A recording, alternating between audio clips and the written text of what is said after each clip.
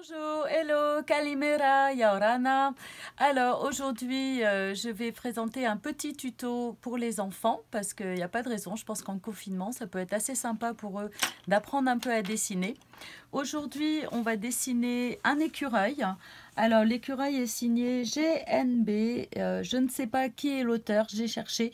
Et si quelqu'un veut le mettre en commentaire ou l'auteur se signaler, c'est avec plaisir que je mettrai son nom dans la vidéo. Voilà, donc nous on va commencer. On va faire avec une... Demandez sur la chaîne YouTube d'Isabelle Duré, le petit GNB.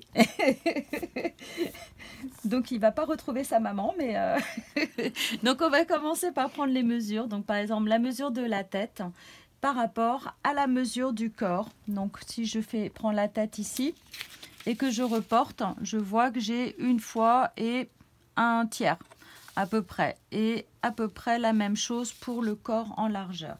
Donc je vais faire un œuf pour la tête. Hop. Et un œuf pour le corps, donc je prends la même mesure, je la reporte et je rajoute un petit peu pour faire un tiers. Et pareil ici, voilà, en gros.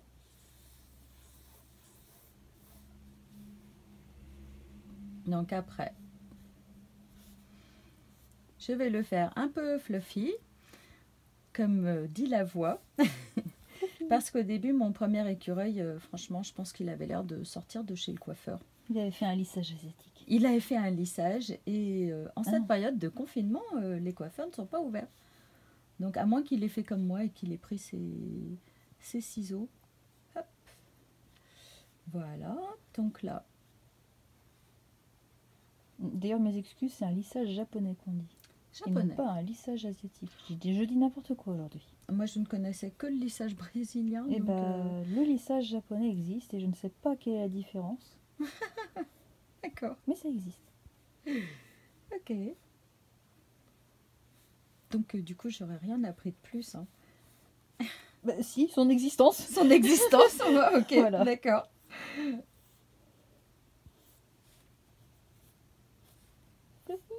Fluffy, okay.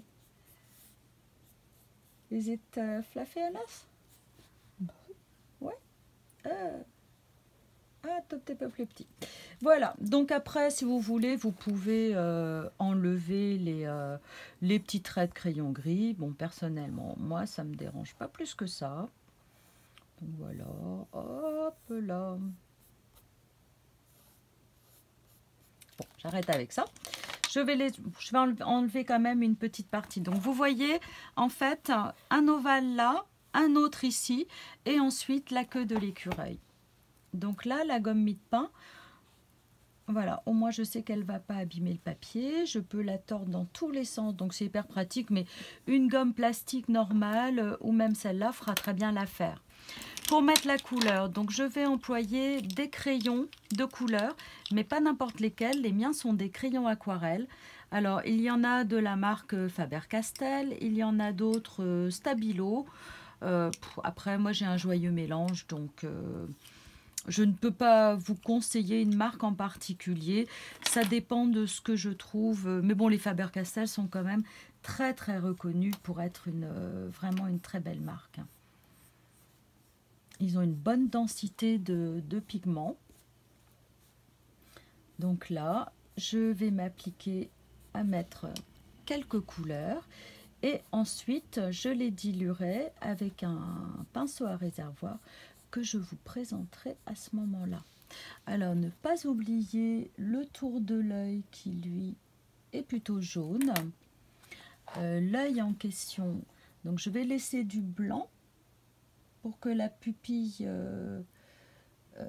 voilà, pour qu'il ait une petite expression. Et ensuite, je vais colorier, ma foi, tranquillement. S'il n'y en a pas partout, c'est pas très grave. Je tiens mon crayon plutôt à plat. Les crayons sont en général bien taillés pour pouvoir colorier vraiment sur toute la longueur de la mine. Ce qui fait que ça m'évite de faire des gros traits et que je peux comme ça déjà colorier plus vite. Je ne casse pas mes crayons. Bref, je trouve ça plus pratique.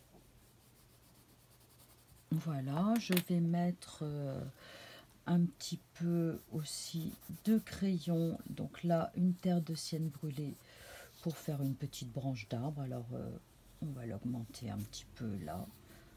Elle va avoir une drôle d'allure, ma branche d'arbre. Hein. Elle n'était pas prévue au programme. Donc là, je l'ai vraiment fait de façon très très spontanée.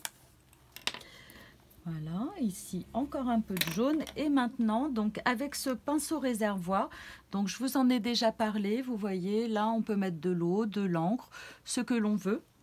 Et là du coup, on va commencer à diluer les couleurs. Alors, je pars de la plus claire.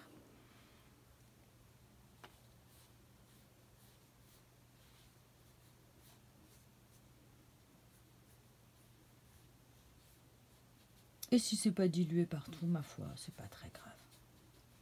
C'est fait pour être un petit dessin léger. Mon écureuil, il a, hein, t'as vu, il a pris un petit bidou pendant le confinement. Voilà. Et je vais rajouter un petit peu de noir pour le contraste.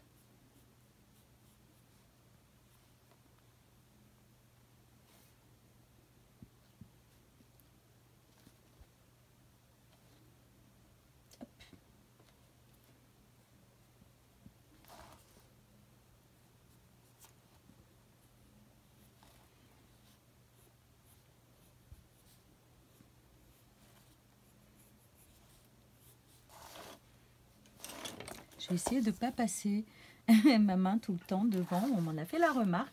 Merci à la personne d'ailleurs, parce que ça va me permettre de m'améliorer.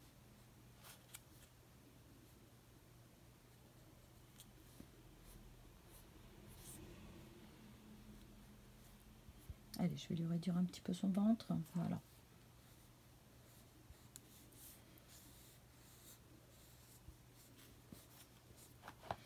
Voilà, puis vous pouvez même rajouter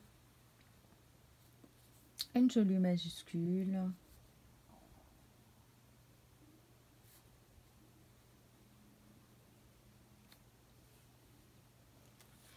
Voilà, et éventuellement, si vous trouvez que ça manque un petit peu de couleur, vous pouvez toujours repasser un petit peu.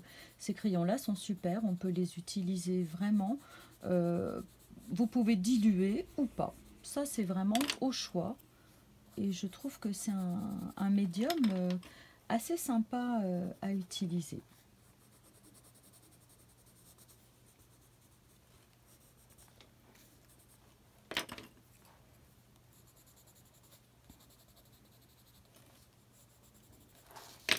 Moi, j'aime bien avec un peu de graphisme aussi.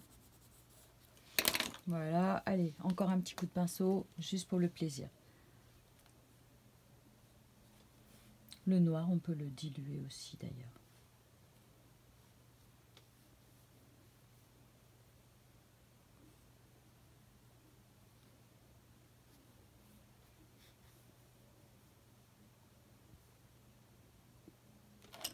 Voilà, j'espère que la vidéo vous a plu et qu'en tout cas les enfants vont bien s'amuser à le dessiner. Si vous avez aimé, si vous avez des commentaires à faire, n'hésitez pas, c'est le moment, on est ouvert à toute proposition.